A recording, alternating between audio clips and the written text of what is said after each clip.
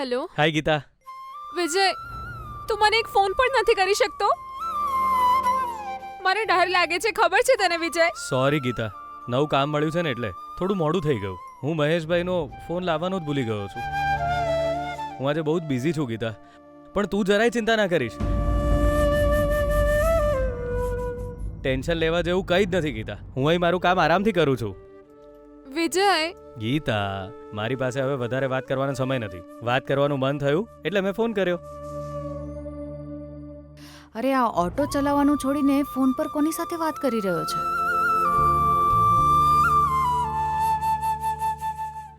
આ time perfect છે. Darling, તારો ફોન આપ.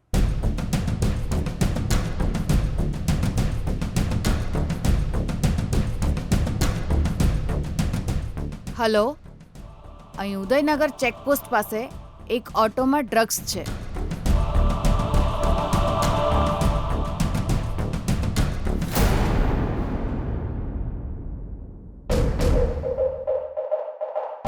વિજય અત્યારે કામમાં બિઝી છે. એને અત્યારે સ્વામીજીની વાત કહીશ તો એ નહીં સાંભળે. હા વિજય, તે નાસ્તો કર્યો કે નહીં? મેં હમણાં ચા પીધી ને ગીતા. સારું, બપોરે મહેશભાઈના ઘરે આવી જજે. હું તારા માટે જમવાનું લઈ આવીશ. મારે તારી સાથે ઘણી વાતો કરવાની છે વિજય. ઠીક છે ગીતા, પણ તું મારી રાહ જોતી નહીં. હા, સમયસર જમી લેજે. હા, બાય. હા વિજય.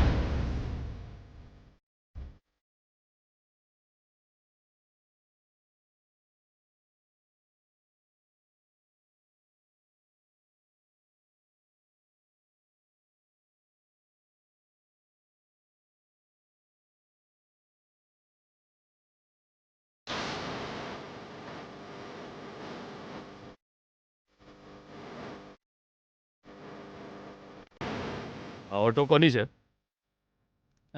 કેમ સર, મારી છે. અચ્છા. ઓટોમાં શું છે? શું હોય sir? Oil oil oil box છે સર. ઓહ, ઓઇલ બોક્સ છે એમ? હા સર, કોઈ નવી કંપનીનું છે. ટેસ્ટિંગ ચાલી રહ્યું છે ને. ઓહો, ઓઇલ બોક્સ છે, નવી કંપની છે. આનંદ, શું છે જોતો જરા.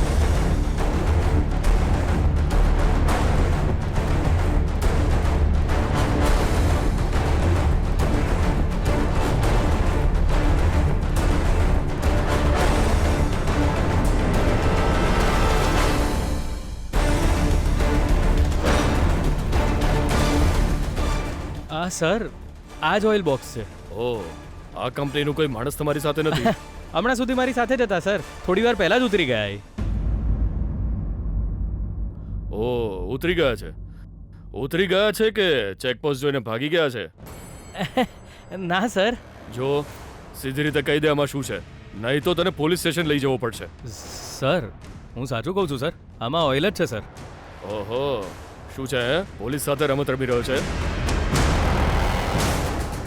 સાચું બોલ, આમાં શું છે? સર, તમે આટલી શંકા કેમ કરી રહ્યા છો સર? ઓઇલ જ છે આમાં. હા, આનંદ, જરા બોક્સ ખોલીને દેખાડ.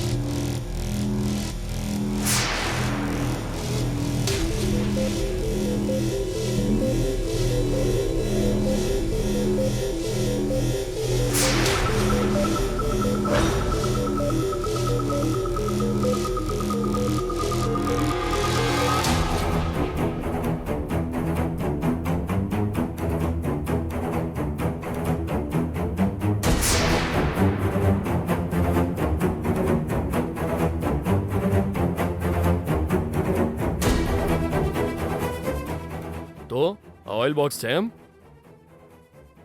શું છે બે? પોલીસ સામે જૂઠું બોલે છે. પોલીસને તું જોકર સમજી બેઠો છે. ડ્રગ સ્મગલિંગ કરે છે.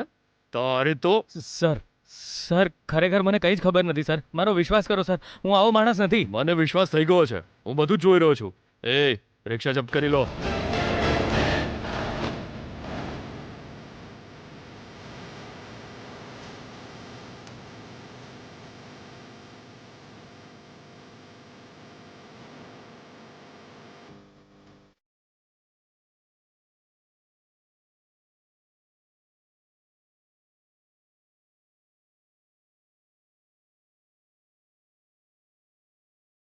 એ આનંદ, હા સાહેબ. આ રિક્ષા પોલીસ સ્ટેશન લઈને આવ. ઓકે સાહેબ.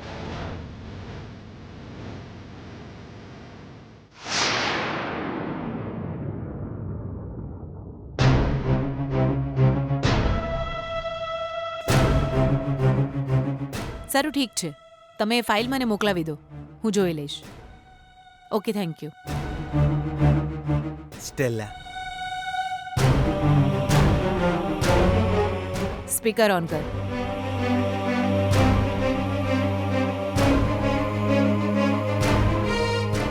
હા સ્ટેલા, બોલ. કામ થઈ ગયું છે. તમારા દીકરાને પોલીસવાળા ઉઠાવીને લઈ ગયા છે. અહીં મારું કામ પૂરું થઈ ગયું છે.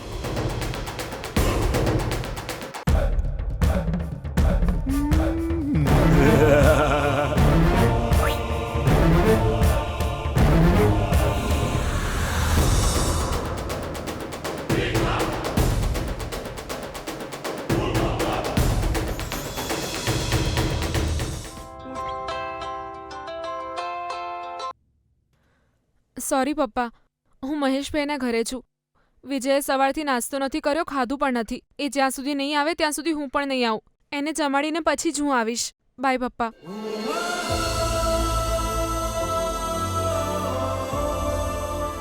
વાહ, તારી વાત સાંભળીને ગમ્યું. એ તને મેળવવા માટે જેટલી મહેનત કરી રહ્યો છે, તું પણ એની એટલી જ ચિંતા કરી રહી છે. આને જ સાચો પ્રેમ કહેવાય. હા, તમે જે સાચા પ્રેમની વાત કરો છો, એને બચાવવા જ અમે આ સંઘર્ષ કરીએ છીએ.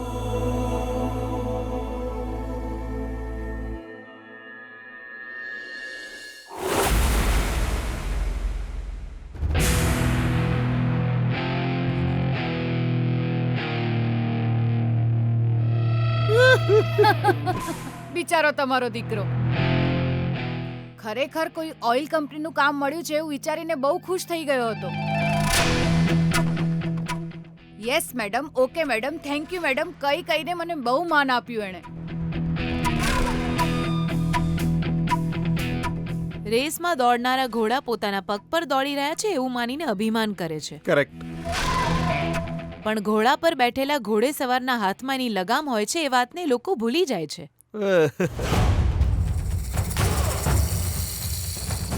ભૈલા, બેના,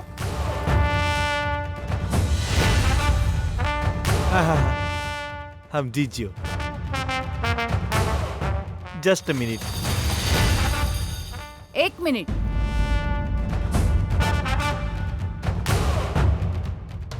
મેડમ, મારે તમારી પાસેથી પૈસા નથી જોઈતા. એ સ્ટેલા, વાય? હું કેમ આવું કહેશે તું? તારી બીજી કોઈ ડિમાન્ડ શકે હું?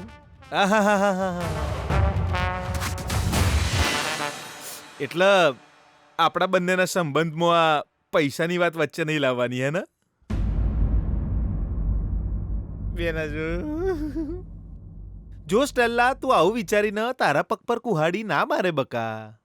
નુકસાન હું કેમ કરે છે તારું? તે બહુ જ સારું કામ કર્યું છે. લઈ લે પૈસા. ના ના, એવું નથી કે મારે પૈસા નથી જોઈતા, પણ મારે બીજા કામમાં હેલ્પ જોઈએ છે. કેવી હેલ્પ?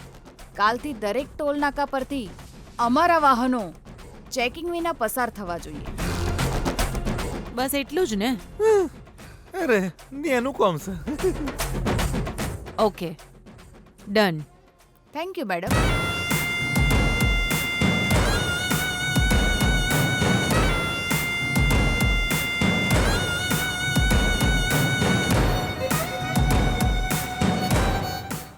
સર,